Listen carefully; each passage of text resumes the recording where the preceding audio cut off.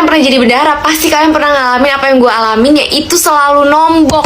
Padahal udah nyatet dengan sedetail dan serapih itu, tapi tetap aja duit yang kita pegang sama duit yang ada di catatan itu gak sama, say. Gue pernah jadi bendahara waktu kelas 11 SMA. Tadi itu gue udah gak mau banget karena memang gue tipe orang yang gak teliti kalau soal hitung-hitungan, apalagi soal duit. Gue kan ngeri gitu kan, megang-megang duit gitu, apalagi ntar kalau hilang ntar dituduh gue yang maling gitu. Padahal kayak bisa jadi gue sih, enggak lah, bercanda, gila lu. Cuma karena satu kelas itu gak ada yang mau lagi selain gue, mereka semua milihnya gue karena katanya gue galak dan itu yang dibutuhkan sebagai bendahara. Padahal kan gak cuma itu ya, cuma ya udah akhirnya gue mau. Dan ya udah tuh akhirnya kan berjalan nih, gue nagih-nagihin uang kas. Dan pasti kalau ada soal pengeluaran kelas pasti gue kan yang dipanggil. Gue tuh udah yang kayak oke, gue harus rajin catat, gue harus sedetail mungkin karena memang gue tadi tipe anaknya tuh nggak teliti. Jadi kayak setiap pengeluaran, pemasukan semua gue tulis, gue catat di buku khusus untuk bayar uang kas. Tiap minggu itu gue sering ngitung ulang duit yang gue pegang sama duit yang di catatan, jadi biar balance gitu kan. Terus gue juga sering rapiin catatan-catatan yang masih berantakan.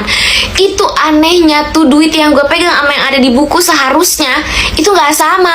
Padahal tuh duit gak pernah gue pakai. Ini gue curiga nih apa jangan-jangan di tiap struktur kebendaharaan nih pasti ada tuyul yang nyelip gitu, kayak dia nyuri duit gue pasti nih. Nggak mungkin gue yang pakai gitu loh, kayak kalaupun gue pakai gue pasti catat gitu. Cuma enggak lah, gila kali gue pakai. Maksud gue ini kan jadi kayak seakan-akan gue pencuri di sini, padahal kan bukan gue, itu pasti kerjanya tuyul. Gue tahu apa gitu, uang yang harusnya ada tuh di buku catatan gue itu lebih banyak, di gue tuh sedikit gitu. Kayak kenapa nggak kebalik aja gitu, jadi duit yang gue pegang banyak, yang di buku dikit kan, jadi sisanya bisa gue pakai buat ke Dufan. Pokoknya sejak saat itu gue bener-bener nggak mau lagi megang soal perduit-duitan karena gue udah kapok. Duit gue habis bukannya buat foya-foya tapi buat nombokin tuh uang kas. Kalau kalian tanya emang nomboknya berapa sih, Min, ya emang kecil sih, cuma 5.000 atau 10.000 atau 15.000 lah paling gede. Tapi itu tiap minggu. Lu bayangin gue jadi bendahara selama 1 tahun, berapa banyak tuh duit. Ih gila, banyak juga ya.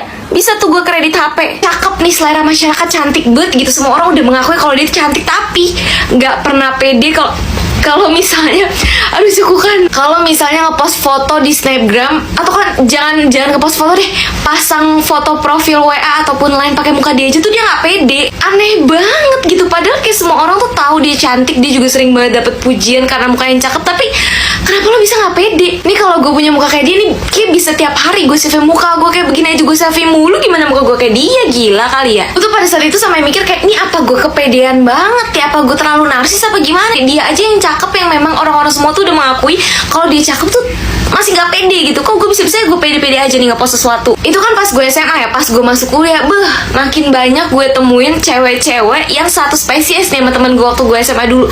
Mereka tuh sering banget insecure dan kayak, ih muka gue jelek gak sih, muka gue aneh gak sih, yang padahal itu kalau gue jadi mereka, itu foto gue post karena gue ngerasa itu cakep gitu. Kayak bisa-bisanya lo masih mikir itu muka lo jelek. Tolonglah buat teman-teman gue yang suka banget minta pendapat nih, apalagi kalau mau ngepost foto gitu. Terus kayak gue udah dengan baiknya gue yang kayak, ini bagus fotonya yang ini aja, muka lo kayak di sini lebih bagus dan segala macem.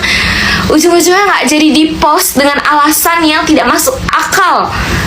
Alisnya tinggi sebelah lah, hidungnya bola nggak tuh, bolongan hidungnya gede sebelah lah. Kayak orang-orang nggak akan ngezoom sampai ke bola lagi nggak tuh, bukan bulu apa, lubang hidung. Udah gila kali ya, orang-orang kan ngeliat secara overall kayak wah cantik, udah gitu doang, nggak akan di zoom tuh pori-pori lu ada berapa dihitungin sama mereka, kagak akan. Jadi lu pada jangan suka bikin emosi ya gitu. Udah minta pendapat, udah dikasih pendapat bagus-bagus malah nggak jadi dengan alasan yang nggak jelas. Bersyukur tau nggak lo kalau gue punya, ya Allah cekukan gue kalau punya muka kayak lo. Kalau gue punya muka kayak dia nih, gue kayak tiap hari bisa selfie deh. Nih kalau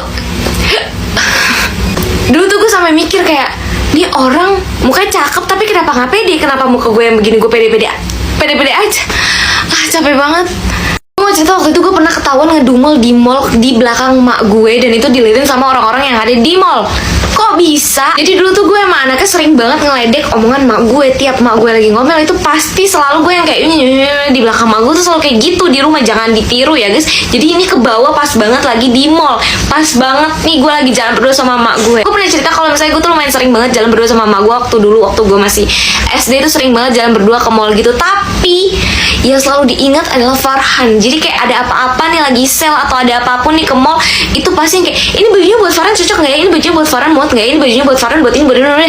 Jadi kayak semua tuh tentang Farhan gitu. Jadi gue tuh di situ jealous dan kesal banget, kayak ini gue anak kandung apa bukan nih. Terus di mana pas lagi gue lagi milihin baju buat Farhan, itu tuh minta pendapat gue, yang kayak gue kesel dong di situ, kayak gue jawabnya ogah-ogahan, dan mak gue tuh tahu gitu kalau misalnya gue tuh bad mood dan segala macamnya. Terus bukannya menyadari gitu kalau ini tuh bukan salah gue, tapi mak gue malah marahin gue, kayak nih lagi jalan kok malah mukanya kayak gitu, ngebales omongan orang tua kok ketus segala macam. Jadi gue tuh diceramahin di mall itu. Ya udahlah, pas mak gue jalan duluan, gue kan di belakangnya nih, terus gue gini-gini lah, gue kayak gitu-gitu.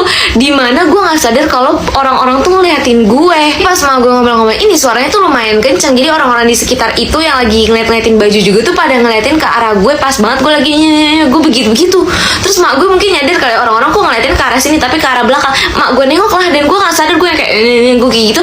Terus ketahuan pas banget gue lagi begini-begini di belakang mak gue. Pas banget mak gue nengok, gue tuh yang gini-gini, terus gue langsung kayak gini. Jadi tuh mak gue sempet ngeliat gue begini ke mak gue gitu. Jadi wah, langsung di situ gue jantung gue panik banget, kayak mau keluar gitu, kayak wah akan ada drama besar lagi nih. Udah gue diomelin gara-gara gue jawabnya ketus gitu kan, terus ditambah diomelin lagi gara-gara gue ngelidik mak gue dari belakang. Ketika langsung balik detik itu juga, gue dari awal dari situ cabut dari tuh mall sampai gue di rumah itu diomelin abis-abisan gara-gara kamu ya nggak sopan banget ya segala macam. Orang-orang tuh ngeliatin gini, udah mampus deh gue.